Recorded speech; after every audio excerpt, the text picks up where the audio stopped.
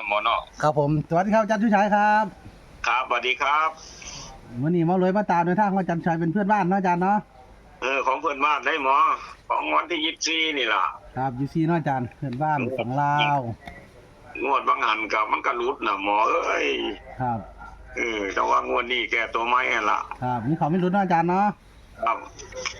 เรียกกับหลายตัวดอกหมอเออให้บ่หลายมาอาจารย์วันเนี่ยพอเลขวิ่งสิตัวเดียวเด้อหมอเด้อครับผมก็เลขวิ่งตัวเดียว กับบ่หลายเนาะอาจารย์เนาะที่ว่าไปมันก็แห้งหลายให้ดีไปเบิ่งอันซุ้มครูบาอาจารย์อยู่น้ำซ่องนั่นซ่องนี้เพิ่นแห้งเป็นเฮ็ดให้ใจเฮาบ่แว่ได้หมอ ผมก็บ่ค่อยเบิ่งเลยนอกจากเป็นซ่องของตัวเอง ผมก็บ่เบิ่งกันอาจารย์มันคือบ่ได้เพิ่นเว้ามาในซ่องได้นะเอาต่อไปว่าผมจับคู่เด้อหมอเด้อบนล่างนํกันเด้อหมอครับบนล่างด้วยการวิ่งเกียรติจับคู่ครับผมจับคู่นี่มี57จับคู่57ให้เกียรติเนาะอาจารย์เนาะ57ตัวที่2 67 67นะครับ67บัดนี้37ครับผมตัวที่37ตัวสุดท้ายเป็นเลขเบิ้ลเด้อหมอครับผมมันคือมากเบิ้ลแต่ล่าเพราะว่าพอไล่ๆแล้วก็สูตรมาจังซี่ก็77หมอครับผม77บัดนี้ก็ให้เอาตัวกันสักชุดนึงเนี่ยหมอเป็นตัวกันยันแล้วหางเรือเลขหัวคนตีลังกาเนาะเอาเป็น97หมอตัวกันตัว7กันเนาะอาจารย์เนาะกันไว้กันไปจาก67นี่ล่ะเพราะว่าผมเน้น67เด้อหมอเด้อตัวนึงเด้อกับ37เด้อครับวงกลม2ตัวนี่ล่ะบ่ตัวอาจารย์มัน67กับ372ตัวนี่ล่ะครับอันนี้ก็ผมสิให้เลข3ตัวหมอไปสัก2ชุดนะครับ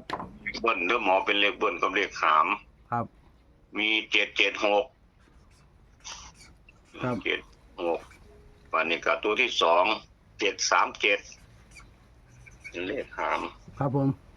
ก็บ่ผมบ่วงกลมตัวใดดอกอันนี้ครับ3ตัวนี่เอาอันนั้นล่ะทั้งหมดตัวนี้ได้หมอทวนเบิ่งดูครับอาจารย์ให้วิ่ง7นะครับมื้อนี้เนาะครับผมติด7วิ่ง7นะครับบนล่างจับคู่57ครับ67 37ครับ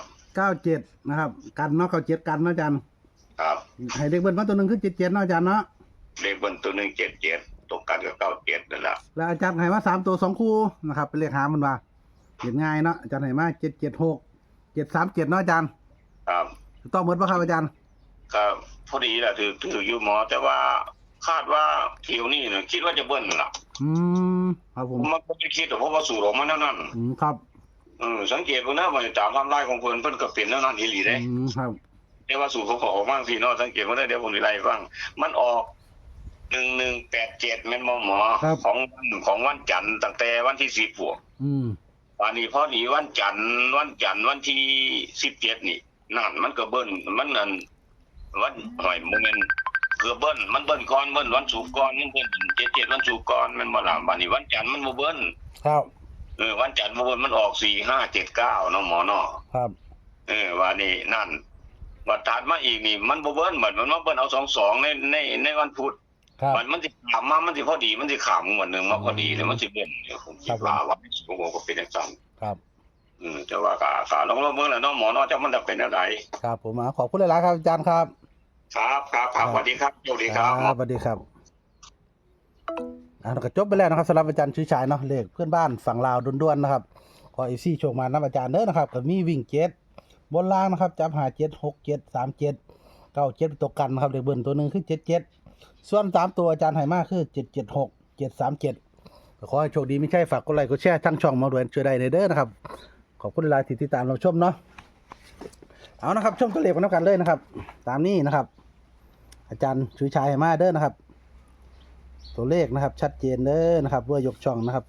มักตัวได้เลือกเอานะครับคัดสรรเอาสำหรับในทางของอาจารย์ชูชัยให้มานะครับตามนี้นะครับ7วิ่งให้วิ่ง7นะครับบนล่าง57 67 37 97แล้วก็77นะครับ776 737โชคให้มาน้ำอาจารย์ชูชัยในวันนี้แห่งปังลำด้วยสุขสุขคนขอบคุณหลายครับที่ติดตามเราชมทางช่องมารวยช่วยได้ขอให้โชคดีไม่ใช่ด้วยยกช่องในวันนี้เด้อนะครับขอบคุณหลายๆสำหรับอาจารย์ชูชัยที่แบ่งปันในทางดีให้พี่น้องเอฟซีนะครับขอให้พี่น้องโชคหมานน้ำเพิ่น นะครับสื่อ3ตัวตรง2ตัวตรงนะครับเด้อจกๆมันๆสวัสดีครับ